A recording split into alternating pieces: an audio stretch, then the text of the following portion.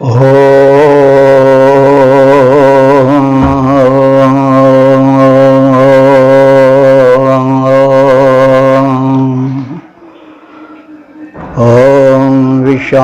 सवितरुद्रितानि परासु यद्भद्रं तन्नयासु। ॐ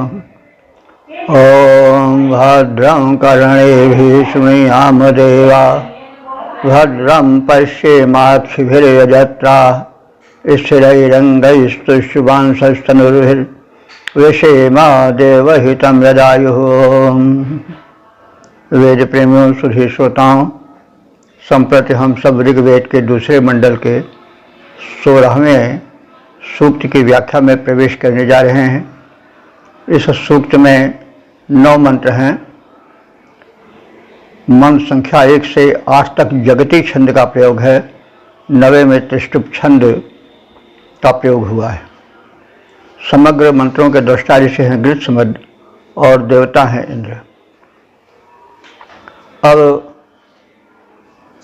हम इसका प्रतिपाद्य देखें। इस सूक्त के पहले मंत्र में यजमानों के कल्याणार्थ ऋतुज द्वारा आहुति दिए जाने का कथन। तो अब संबंधित मंत्र का सर्वप्रथम सस्वर पाठ हो जाए। क्रमस्सतां ज्येष्ठतमाजसुष्टतिमग्नाभिरसमिधाने हविर्परे इन्द्रमजर्यं जरयन्तमुक्षितं सनाद्युवानमवसे हवामहे।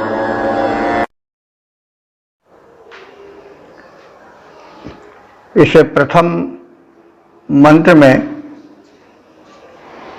अध्यर्य जो यज्ञ कर्म का संपादक है, कराने वाला है,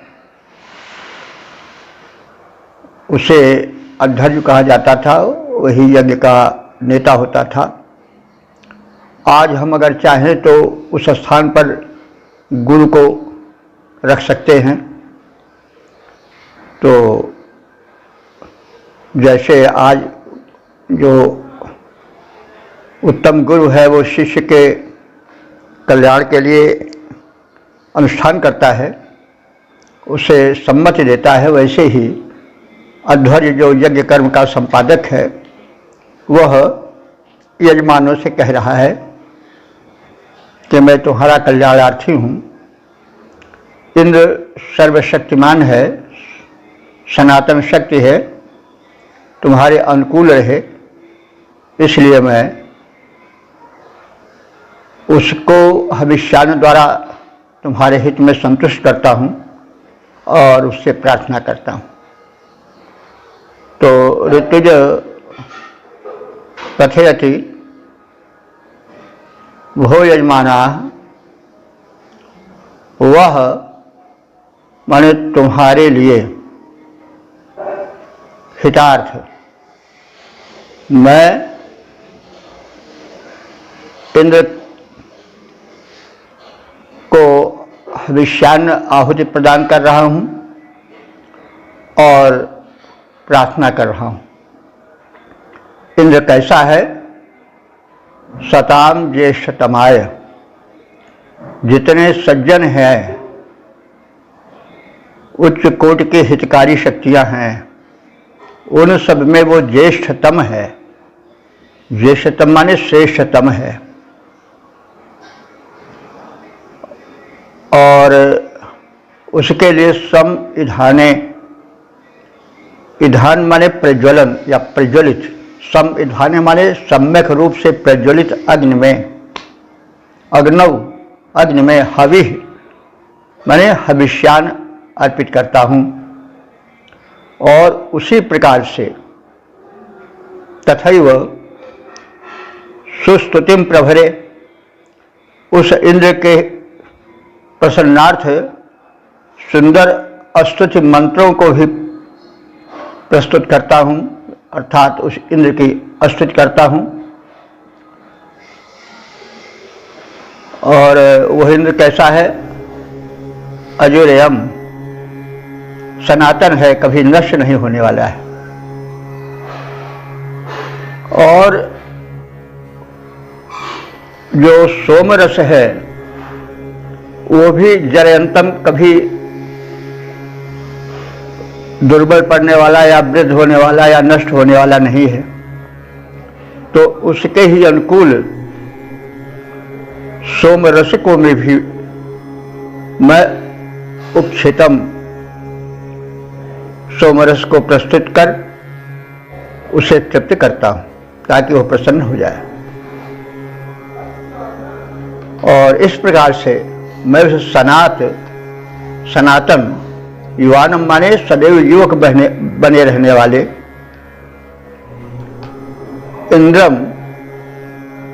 इंद्र को अवश्य तुम्हारे रक्षण के प्रयोजन से हवा में माने पुकारता हूं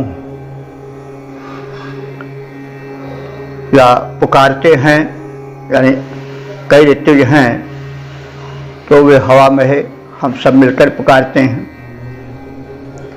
तो ऋतुज कहता है कि हे यजमानो,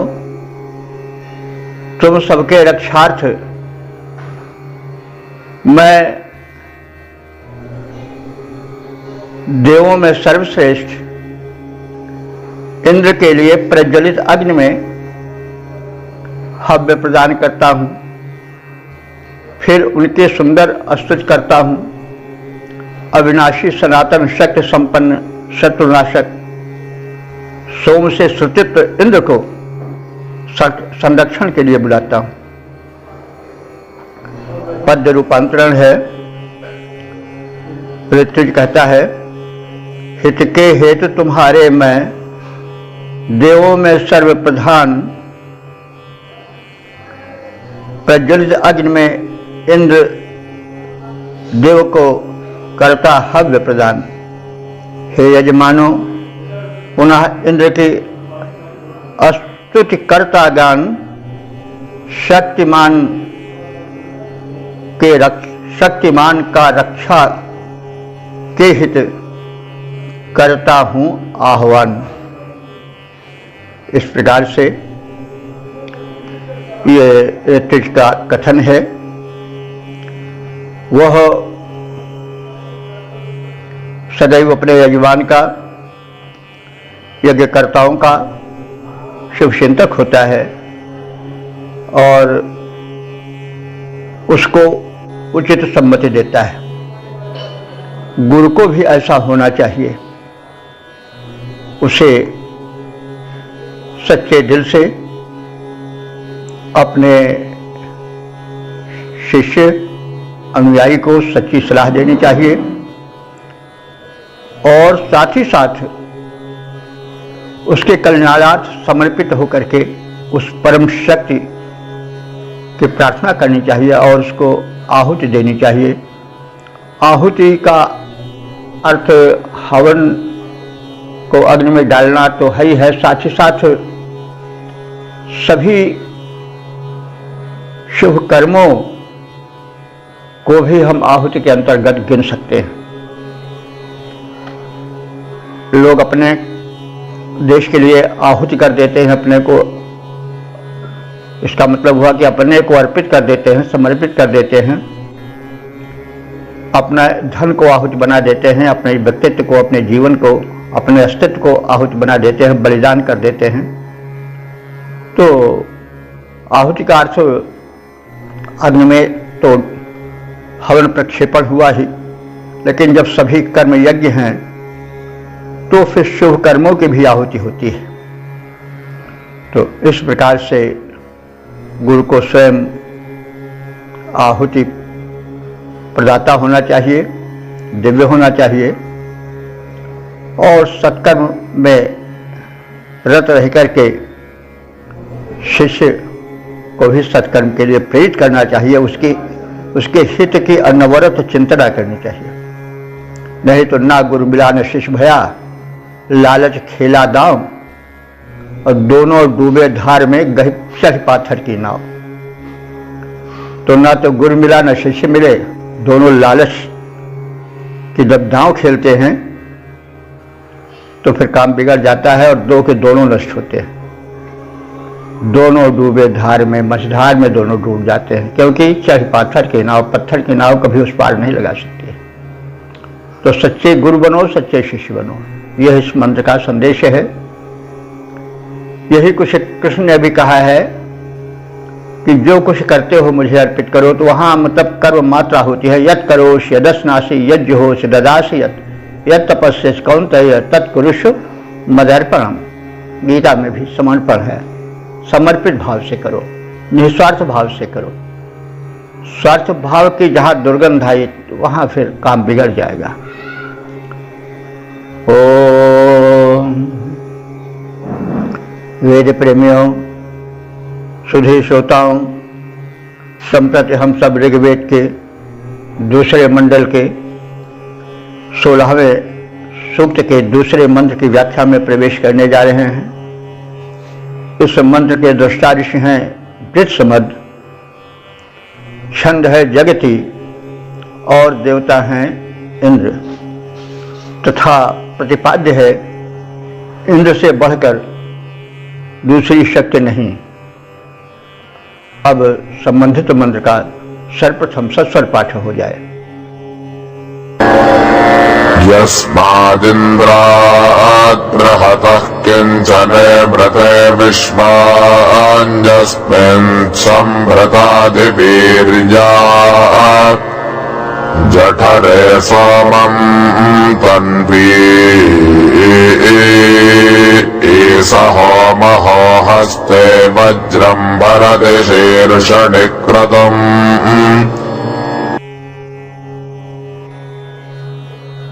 इस दूसरे मंत्र में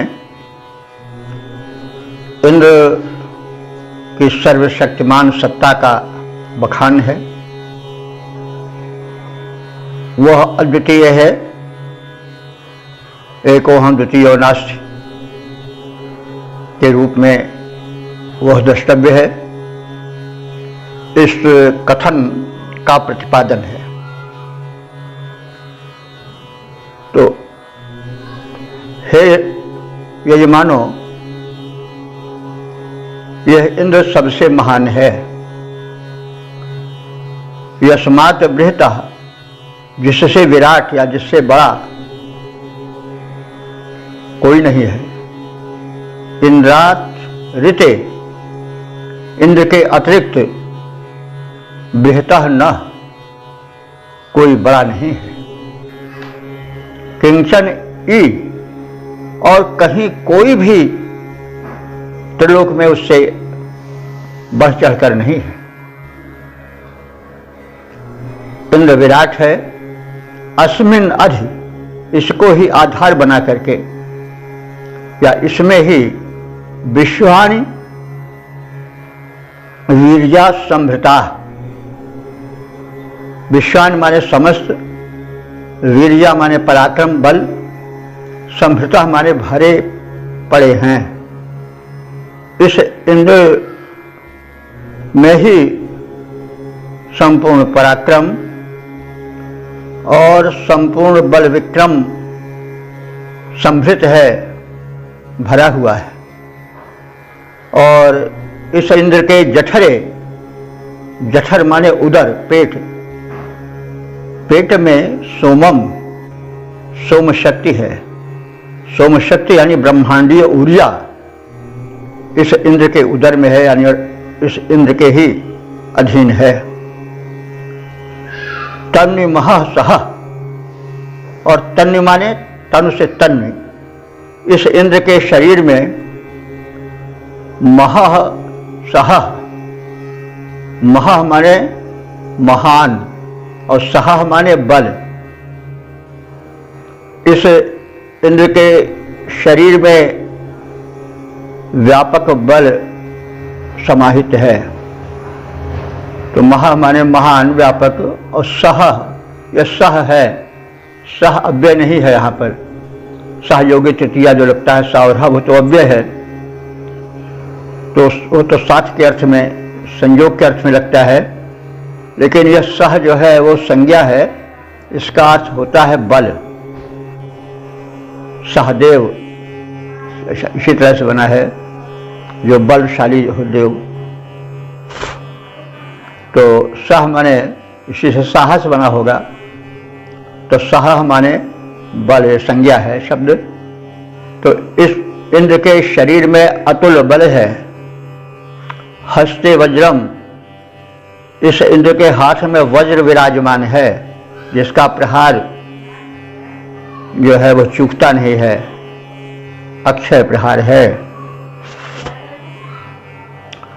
और इसके शीर्षाणी, शीर्षाणी माने सिर में, मस्तिष्क में, क्रतुम भरति, ज्ञान विज्ञान कर्म सब भरा पड़ा हुआ है। यानी इंद्र का मस्तिष्क ही सर्वश्रेष्ठ मस्तिष्क है और उसी के मस्तिष्क से सारे मस्तिष्क संचालित हैं। तो सुपर माइंड वही है। तो इंद्र के ही शीर्षण माने मस्तिष्क में समग्र ज्ञान विज्ञान भरे पड़े हैं और उन्हीं से छिटक करके सारी किरणें सारे ब्रह्मांड में ज्ञान विज्ञान रूप में फैली हुई है। तो हमारे ज्ञानियों विज्ञानियों में तो बस उसकी एक किरण आई है, लेकिन जो वह महान है उसमें समग्र ज्ञान विज्ञान का पुंज भरा है। तो वही सबका केंद्र है। तो इस विराट इंद्र से और कोई भी बढ़ चढ़कर नहीं है। इस इंद्र में समस्त शक्ति समाहित है। इसके उदर में सोम रस अर्थात ब्रह्मांडीय ऊर्जा संव्याप्त है। इसमें महान बल विक्रम समाहित है। इस इंद्र के हाथ में वज्र है और इस के मस्तिष्क में ज्ञान और विज्ञान भरा पड़ा है। यही सुपर माइंड है। इस प्रकार से इंद्र सर्वोत्तम है। इसका पद्य रूपांतरण देखें। इंद्र देव से बड़ा न कोई है जगती में अन्य, इंद्र देव से बड़ा न कोई है जगती में अन्य। इसमें संचित है समस्त बल पौरुष शक्ति अनन्य। सोम उदर में, व्याप्त देह में, बल और वीर्य महान, वज्र हाथ में, मस्तक में सारा ज्ञान और विज्ञान। तो इस प्रकार के इंद्र, इस प्रकार से इंद्र के विराट व्यक्तित्व का इस मंत्र में चित्रण है। इंद्र सर्वोच्च सत्ता है, सर्वशक्तिमान है और जैसा हम कहते आ रहे हैं कि उस परम सत्ता को, उस परम शक्ति को जो चेतन है और जिसने ब्रह्मांड का निर्माण किया है, त्रिकालदर्शी ऋषियों ने उसे इंद्र नाम से विभूषित किया है। शक्ति वह एक है। उस शख्स के नाम अनेक हैं, लेकिन नाम से रूप में कोई परिवर्तन नहीं होता है। यह लोग भटक जाते हैं अल्पज्ञतावश।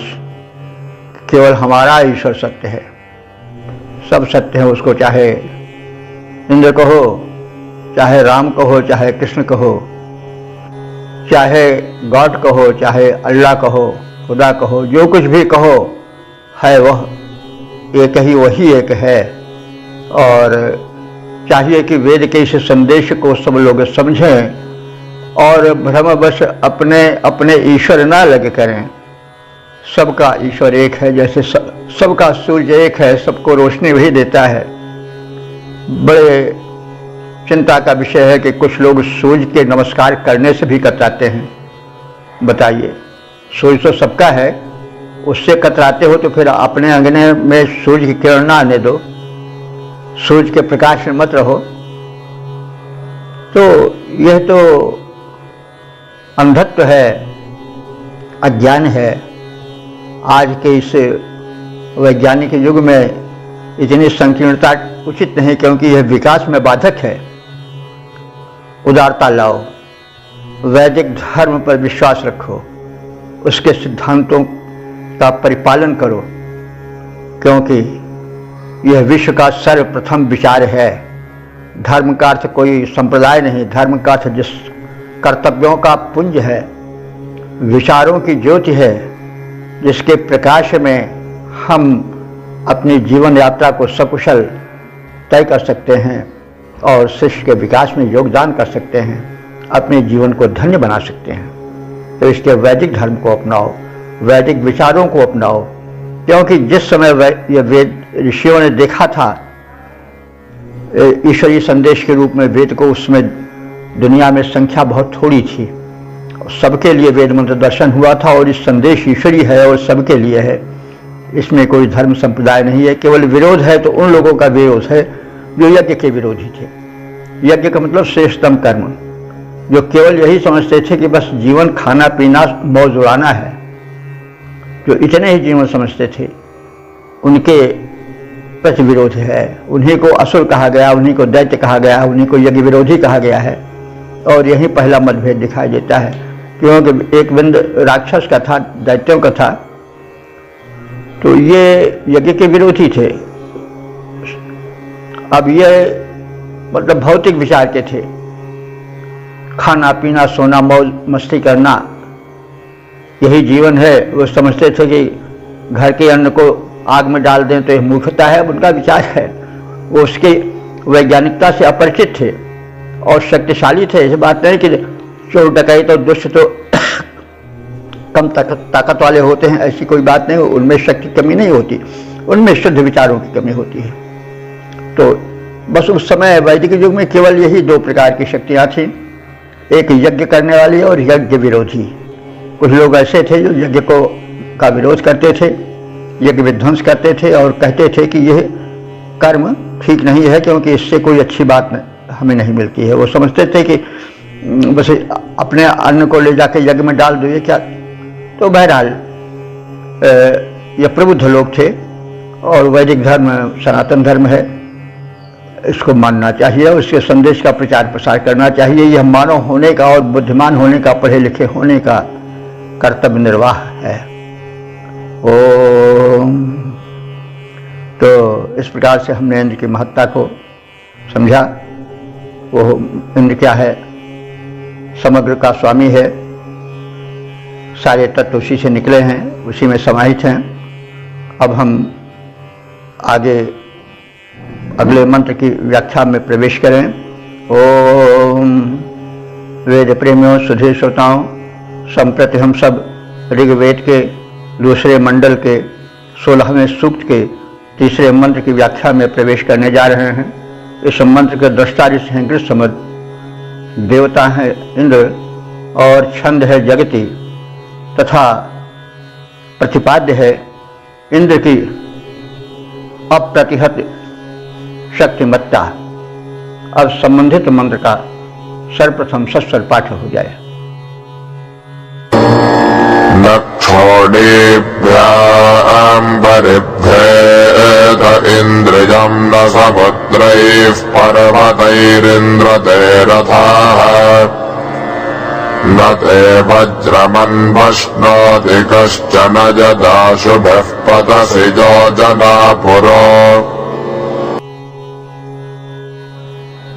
इस तीसरे मंत्र में इंद्र का मानवीकरण है। ऋग्वेद के का इंद्र जो है वो एक सुपर माइंड है, सार्वभौम मस्तिष्क है, सर्वशक्तिमान है, लेकिन वह दृश्यमान नहीं है। मूल में तो इंद्र का यही स्वरूप है, लेकिन वर्णन के दौरान उसका मानवीकरण हो जाना स्वाभाविक है। ऋग्वेद एक काव्य भी है, पश्य देवस्य काव्यम यौन मुमार न जीर्यति। तो जब मनुष्य भाव में आता है तो जो सूक्ष्म है, अदृश्य है, उसका भी मानवीकरण हो जाता है, उसको भी रूपायित कर दिया जाता है। हाथ पैर, शक्ति, मुख, पैर, उसके वाहन आदि की भी परिकल्पना कर दी जाती है। तो अब इसको ठीक से न समझ पाने के कारण बाद में इंद्र का दूसरा रूप होता गया तो आज भी सही है, जो सत्ता है, जो शक्ति है, कोई भी शक्ति हो, वो अमूर्त होती है, वह प्रकट भी होती है, लेकिन मूल रूप में वह जो है वह अदृश्य रहती है, दृश्यमान होती है। तो जब दृश्यमान होती है तो फिर उसका एक मानवीकरण भी हो जाता है। तो अब वर्णन के दौरान मानवीकरण हुआ है इस मंत्र में, और इंद्र के बलवीर के साथ साथ उसके वाहन का वर्णन है कि उसके वाहन में इतनी गति है, रथ में इतनी गति है कि कोई उससे बढ़ नहीं सकता है। उसके पास वज्र है, एक बहुत बड़ा शस्त्र है जिसके प्रहार को कोई रोक नहीं सकता है। तो पर्वत समुद्र सब नतमस्तक हो जाते हैं। तो उसे इंद्रिय युक्त बताया गया है, और इंद्र से ही इंद्रिय शब्द भी बना है। तो अब हम इसके शब्दार्थ में प्रवेश करें। तो यत माने जब, आश भी अश्वई है, जब तीव्रगामी घोड़ों द्वारा पूर्व योजना पतसी, अनेक योजनों तक हे इंद्र तुम चले जाते हो। तो ते माने तुम्हारा जो इंद्रियम है, इंद्रिय जन्य बल है, उसको क्षोणीभ्याम, दोनों लोकों में, क्षोणी ऐसे धरती को कहा जाता है, लेकिन जब द्विवचन हो गया क्षोणीभ्याम तो धरती, अब दोनों लोक, ये भूलोक और अपर लोक, ऊर्ध्वलोक, तो ये दोनों लोग उस वेग को संभाल नहीं सकते हैं, उसको रोक नहीं सकते हैं। नौ माने नहीं, परिभवे, परिभवे माने रोकना। तो तुम्हारे उस रथ के बलवेग को दोनों लोकों में, भूलोक और ऊर्ध्वलोक में, कोई रोकने वाला नहीं है। इंद्र, हे इंद्र, ते रथ, तुम्हारा रथ इतना बलशाली है, अप्रतिहत वेग वाला है कि समुद्रई पर्वतई, गहरे भयंकर फैले हुए समुद्र और पर्वतों द्वारा अवरुद्ध नहीं किया जा सकता है। कहचन कोई भी ते वज्रम अनु अश नोति, तेरे वज्र के प्रहार को कोई भी रोक नहीं सकता है। इस प्रकार से तुम अद्वितीय हो, तुम्हारा बल सर्वोच्च है, तुम्हारा वाहन सर्वश्रेष्ठ है, तुम्हारे अस्त्र शस्त्रों का प्रहार कहीं रोका नहीं जा सकता है, अप्रतिहत है, गति अप्रतिहत, अस्त्र शस्त्र अप्रतिहत, तुम्हारा रूप अप्रतिहत, तुम्हारे पथ में कोई बाधाएं नहीं आ सकती हैं, गहरे फैले व्यापक समुद्र तुम्हें नहीं रोक सकते हैं, ऊंचे ऊंचे पर्वत तुम्हारी गति में बाधा नहीं डाल सकते हैं, तुम महान हो। हे इंद्र, जब तुम द्रुतगामी अश्वों पर आरूढ़ अनेक योजनों तक चले जाते हो, तब तुम्हारे बल को पृथ्वी और आकाश दोनों लोक रोक नहीं पाते हैं। तुम्हारे रथ को समुद्र या पर्वत कोई भी रोकने में समर्थ नहीं हो पाते हैं, न तुम्हारे वज्र प्रहार को ही कोई संभाल सकता है। तुम अनन्य हो, तुम धन्य हो, तुम महान हो, तुम अनन्य हो। और इसके पद रूपांतरण को देखें। द्रुतगामी अश्वों पर चढ़ जब बहु योजन तक जाते, हे इंद्र, द्रुतगामी अश्वों पर चढ़ जब बहु योजन तक जाते, अवनी अंबर में कोई भी रोक न तुमको पाते। गहरे सागर ऊंचे पर्वत, गहरे सागर ऊंचे पर्वत रोक न कोई पाते। रोक न सके वज्र को कोई, तुम इतने बलि दिखाते। तो इस प्रकार से हमने इंद्र के व्यापक व्यक्तित्व का परिचय प्राप्त किया। इंद्र सर्वोच्च सत्ता है, इंद्र सचेतन शक्ति है, उसके प्रति हमें कृतज्ञ रहना चाहिए, विनम्र रहना चाहिए, उससे शक्ति मांगनी चाहिए और आगे सन्मार्ग पर प्रयाण करना चाहिए, बढ़ना चाहिए। यह ऋषि का संदेश है। ओम वेद प्रेमियों, सुधी श्रोताओं, संप्रति हम सब ऋग्वेद के दूसरे मंडल के 16वें सूक्त के चौथे मंत्र की व्याख्या में प्रवेश करने जा रहे हैं। इस मंत्र के दृष्टा ऋषि हैं गृह समद, देवता हैं इंद्र और छंद है जगति। प्रतिपाद्य है उपासकों को इंद्रोपासना की सम्मति। अब सर्वप्रथम मंत्र का सत्सर पाठ हो जाए। विश्वेक्यस्मै यजताज धृष्टवे क्रतुम्भरम् देवशमाजसश्च ते वृषाजदस्व हविषा विदुष्टरः पिबेन्द्रसोमम् वृषभेण भानुना।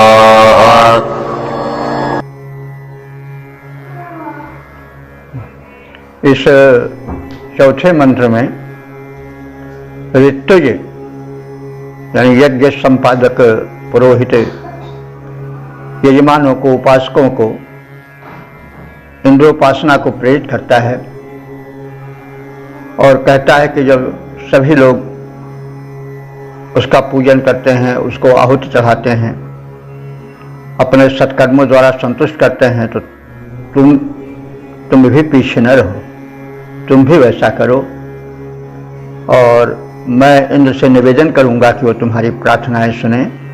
और इंद्र से भी वो कहता है कि हे देव प्रवर, तुम अपने आराधकों का कल्याण करते रहो, उनका जीवन धन्य बनाते रहो, उन्हें अपने अनुदानों से अनुदानित करते रहो। तो इन्हीं भावों का समावेश है इस मंत्र में। ऋतुज जो यज्ञ कराता है यानी शुभ कर्म कराने की प्रेरणा देता है, उसको अगर हम सरल शब्दों में कहें तो गुरु कह सकते हैं, जो अध्यात्म पथ का निदर्शन करता है, संसार में क्या करना चाहिए क्या न करना चाहिए, विधि निषेध का निर्देशन करता है। उसका कथन है अपने शिष्यों, अनुयायियों और यजमानों के प्रति कि हो यजमाना, हे यजमानों, विश्व ही सारे विश्व के लोग, विश्व में संपूर्ण होता है, तो सारे लोग अस्मै यजताय इस पूजनीय इंद्र को पूजा समर्पित करते हैं। वह इंद्र कैसा है? धृष्णवे। धृष्णवे ये चतुर्थी है धृष्ण का, तो उस शत्रुनाशक के लिए, धृष्ण में शत्रु को रगड़ देने वाले, धर्षण कर देने वाले, तो इंद्र जो है वो धृष्ण, वो क्या है? धृष्णु है। शत्रुओं को रगड़ देता है, धर्षण कर देता है, उनका विनाश कर देता है। तो शत्रु, तो जैसे हम कहते आए हैं कि केवल वही नहीं है जिससे मुकदमेबाजी हो, जिससे वैमनस्य हो, किसी कारण से, वही शत्रु नहीं है। शत्रु जो हमें सन्मार्ग से पदच्युत कर देते हैं, ऐसे लोग जो हमारे पथ के रोड़े बनते हैं, हमारी साधना में बाधक बनते हैं, वो भी जो है शत्रु ही हैं। काम, क्रोध, लोभ, मद, मोह आदि ये सब शत्रु ही है। इनके कारण ही तो मनुष्य जो है वो पदच्युत होता है या पथच्युत होता है, विचलित होता है। हाँ, कर्तव्य करने से हमें रोकता है। हम केवल अधिकार की ही कामना करते हैं, कर्तव्य की नहीं।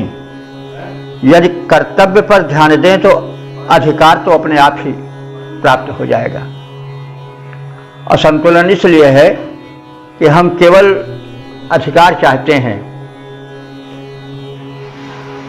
पुत्र है तो चाहते हैं कि तो पिता का फर्ज है, पिता का बस हमारा अधिकार है उसके संपत्ति पर। पिता है तो सोचते हैं कि उसी हमें हमारा फर्ज केवल संतान पैदा कर देना ही है और नहीं है, तो ये मतलब असंतुलन है। इसी प्रकार से हर स्थान पर है कि हम अधिकार ही को सोचते हैं कि सब कुछ हमारे लिए है, हमारा कोई फर्ज नहीं है, तो यहीं पर असंतुलन पैदा होता है। यदि हम कर्तव्य को माने, कर्तव्य का पालन करें, तो अधिकार विषयक विवाद ही नहीं खड़ा होगा। विवाद खड़ा होता है जब अधिकार ही देखा जाता है, कर्तव्य नहीं। तो बड़े ज्ञान और बड़े पते की बात कह रहा है ऋषि कि इंद्र जो है वह जो शत्रु हैं, शत्रु की कोटियां बता दी गई, जो हमें पथच्युत करें वो हमारे शत्रु हैं, हमारे रास्ते में रोड़ा डालें वो शत्रु हैं। तो इन सबको तुम ऐसे हो कि रगड़ देने वाले हो, उनका विनाश कर देने वाले। तो ऐसे धृष्णवे, ऐसे शत्रुनाशक इंद्र के लिए। और इंद्र कैसा है? वृषभाय। वृषभाय माने बलशाली इंद्र के लिए। इंद्राय क्रतुम भरंती, जितने समझदार लोग हैं वो क्रतुम भरंती माने यज्ञ उसके निमित्त करते हैं। यज्ञ का अर्थ हुआ कि यज्ञ वही श्रेष्ठतम कर्म। इंद्र को समर्पित भावना से अपने शुभ कर्मों से तृप्त करते हैं, यज्ञ करते हैं। तो यज्ञ जो हम आहुति डालते हैं वो तो यज्ञ है, उससे भी देवता तृप्त होते हैं। साथ साथ हम अपने कर्म यज्ञ में अपने सत्कर्तव्यों से, सत्कर्मों से, सद्विचारों से जो कदम उठाते हैं, जो कुछ क्रिया करते हैं, वो भी आहुति ही है। और उन सब से इंद्र अति प्रसन्न होता है।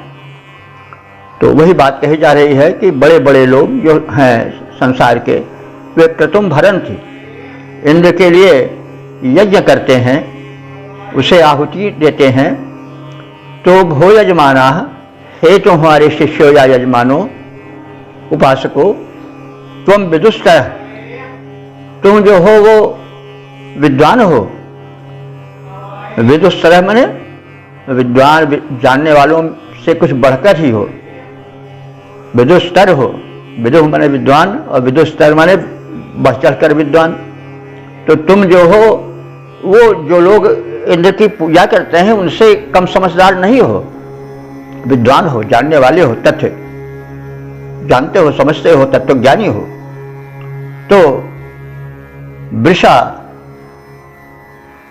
उसको हविष्यान प्रदान करो जो कि बलवान है। वृषा माने बलवान भी होता है, वृषा माने वर्षक, व्यापक रूप से प्रदान करने वाला भी होता है। तो तुम उस दाता को, उस बलवान को हवि प्रदान करो। हविषा यजस्व, हवियों के द्वारा उसका पूजन करो। और इंद्र के प्रति जो है वह यजमान या वह इंद्र के प्रति अब वह ऋत्विज या गुरु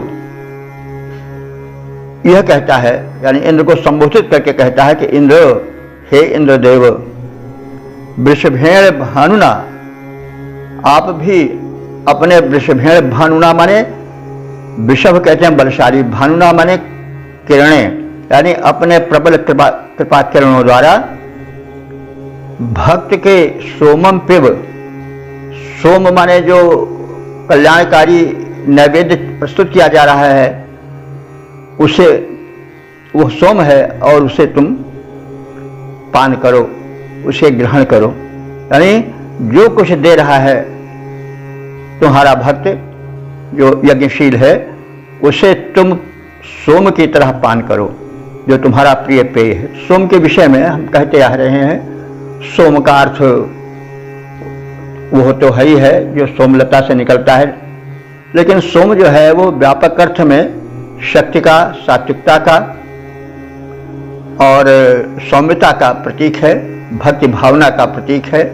तो क्योंकि काव्य या कथन प्रतीकों में भी कहा जाता है, इसलिए हमें उस प्रतीक के अंतःकरण में प्रविष्ट होकर के अर्थ लेना चाहिए।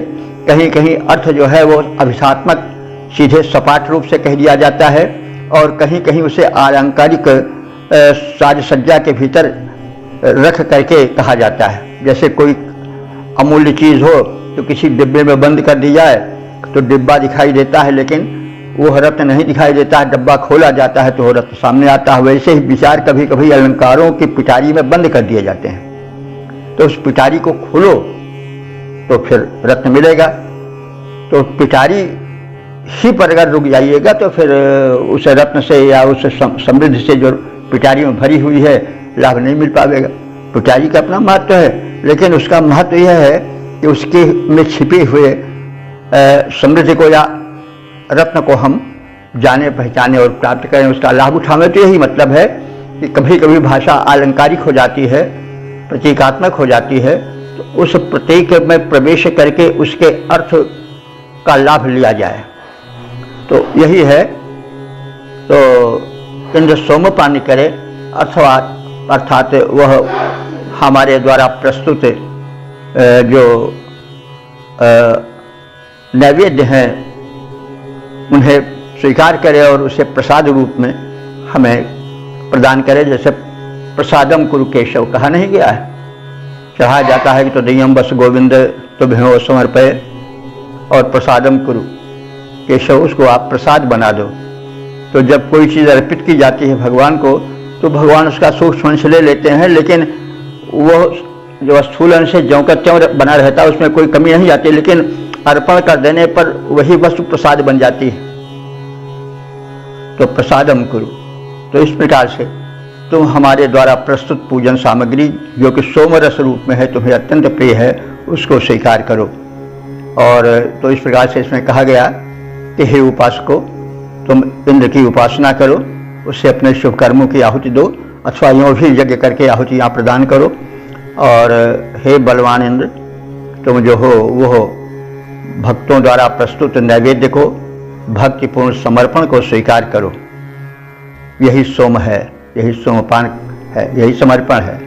तो सारे लोग इस पूज्य शत्रुनाशक बलवान सुसज्जित रहने वाले इंद्र के निमित्त यज्ञ करते हैं।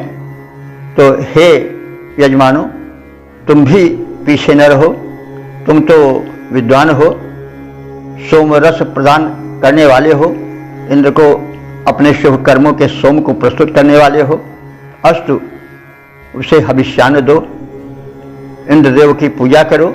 हे इंद्रदेव, आपसे भी अनुरोध है कि इस समर्पण को, इस सोमरस को आप स्वीकार करो और अपने तीव्र तेज के साथ सोमपान करो। तेज रूप हो, तेज प्रदान करो। तेजोसी तेजोमय देहि, तेजोसी तेजोमय देहि, ओजोसी ओजोमय देहि। इस प्रकार से आप हमारे समर्पण को स्वीकार करो और आप तो सर्वस्वरूप हो, हमें अपना प्रसाद प्रदान करो। पद रूपांतरण देखें।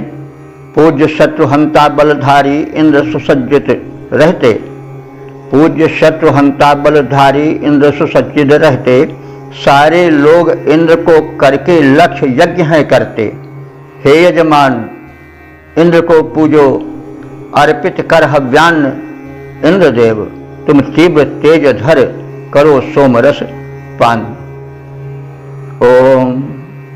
मेरे प्रेमियों, सुधी श्रोताओं, संप्रति हम सब ऋग्वेद के दूसरे मंडल के 16वें सूक्त के 5वें मंत्र की व्याख्या में प्रवेश करने जा रहे हैं। मंत्र दृष्टा ऋषि हैं गृहसमद, देवता है इंद्र और छंद है जगति। मंत्र का प्रतिपाद्य है सोमरस को इंद्र से तैयार करने का कथन। अब संबंधित भाव को भरे हुए मंत्र का सस्वर पाठ हो जाए। कृष्णः कोशः पवते मध्व ओर्मिर्वृषभान्नाय वृषभाय पातवे, वृषणाद्धरिजो वृषभासो अत्रजो वृषणं सोमं वृषभाय सुष्वते। इस 5वें मंत्र में सोमरस के गुण कथन के साथ ही साथ उस सोमरस को इंद्र के निमित्त तैयार करने की तत्परता, उद्योग आदि का कथन है। और सोम के तैयार करने में जो लगन है, उत्साह है, उसकी एक झलक है। सोमरस इंद्र का प्रिय पेय है, इसलिए बड़ी लगन के साथ उसे अध्वर्य जो यज्ञ के संपादक हैं वो तैयार करते हैं और कराते हैं। तो इसी बात, इसी तथ्य की एक झलक है इसमें। तो यह सोमरस कैसा है? कोशः, कोशः माने रस। तो कोश, कोश शब्द के तो आजकल शब्दकोश है और धन कोश है, ये सब, लेकिन कोश माने रस भी होता है। शायद इसी से कोसा बना हो, जो कहा जाता है आज देहाती भाषा में, यानी अवधी आदि में कोसा है। तो हो सकता है उसमें रस धारा भरा जाता रहा हो, इसीलिए उसको कोश कहा गया, कोश से कोसा बन गया हो। ये तो भाषा विज्ञान का प्रश्न है। तो कोशः माने यहाँ पर सोमरस है। तो यह कोशा, यह सोमरस वृषणः बलशाली है, तृप्तकारक है। और कैसा है? मध्वः मधुर है। और कैसा है? उर्मी, उर्मिल है, लहरदार है।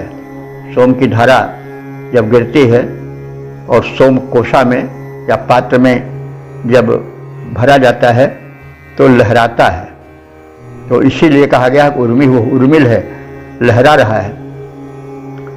और वृषभ अन्याय, यह उस वृषभ माने बलवान इंद्र के लिए। तो वृषभ का दो अर्थ होता है, बलशाली और जो वर्षण करने वाला, यानी दिल खोलकर प्रदान करने वाला, दोनों के लिए वृषभ शब्द आता है। तो वृषभ अन्याय, इस बलवर्धक अन्न वाले, आहार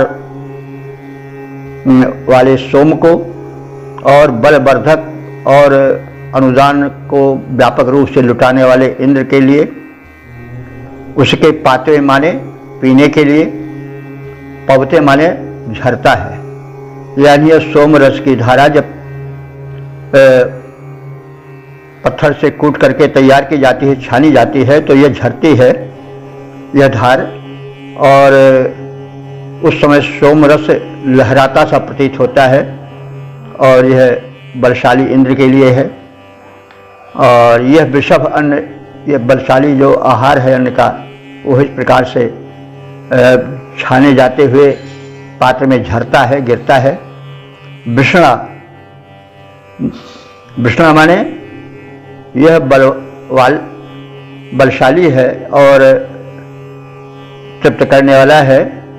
तो यह वृषणा यानी दो बलशाली अथवा तृप्ति प्रदान करने वाले अध्वर्यु, अध्वर्य द्विवचन है। तो दो अध्वर्यों द्वारा, दो यज्ञ के संपादकों द्वारा, जो कि बड़े ही बलशाली हैं और विषय हैं, वो तैयार कर रहे हैं।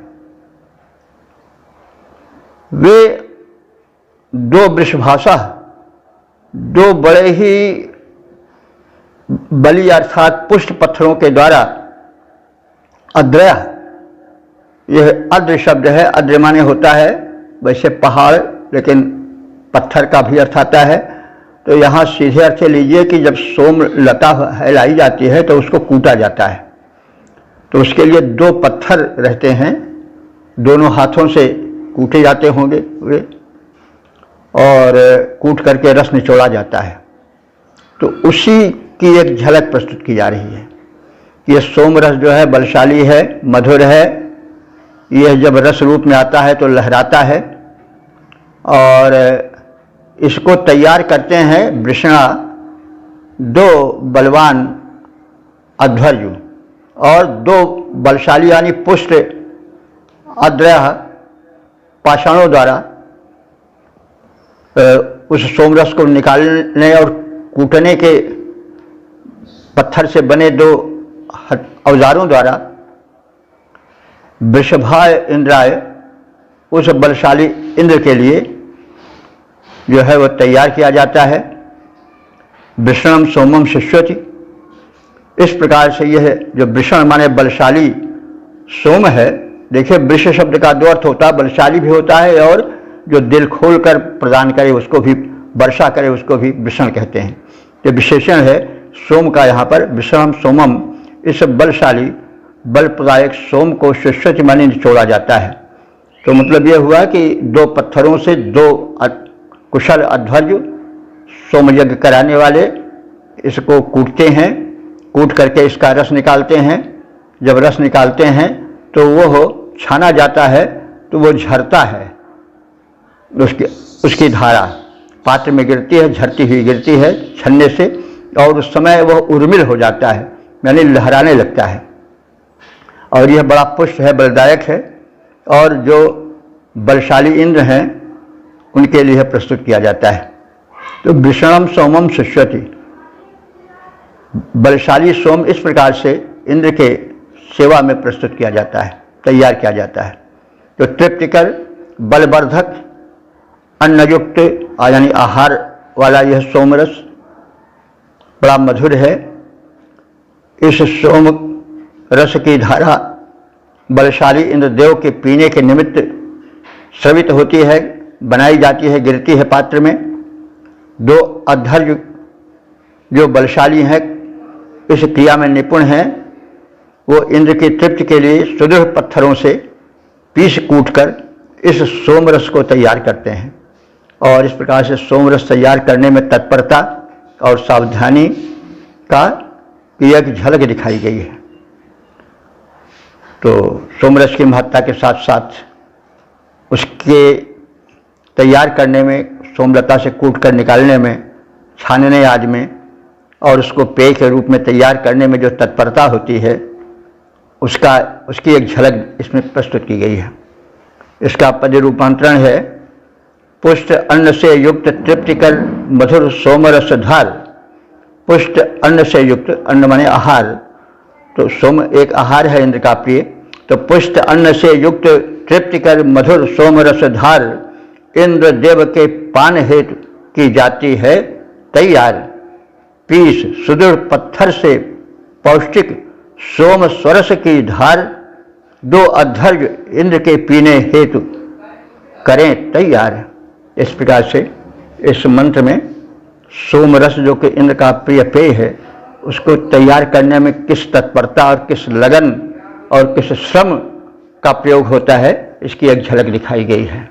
तो इस प्रकार से हम जो कुछ समर्पण करें देव को, वो श्रम से अर्जित हो, यह नहीं कि हराम का धन हो उसको दे रहे हैं देवता के नाम, ऐसा नहीं। तो यह एक संकेत है, संदेश है। इसलिए हम जो उस परम देव को समर्पण करें वो हमारे पुरुषार्थ से युक्त हो और प्रेम पूर्वक प्रस्तुत किया जा रहा हो, तो यह संदेश है। इस प्रकार से हम वेद के गूढ़ अर्थ को समझें, जीवन में उतारें, अपने जीवन को मधुर बनावें, सशक्त बनावें, पुष्ट बनावें। हम देवताओं को प्रसन्न करें, देवता हमें प्रसन्न करें अपने अनुदानों से। ये सब संदेश है इन मंत्रों में। ओम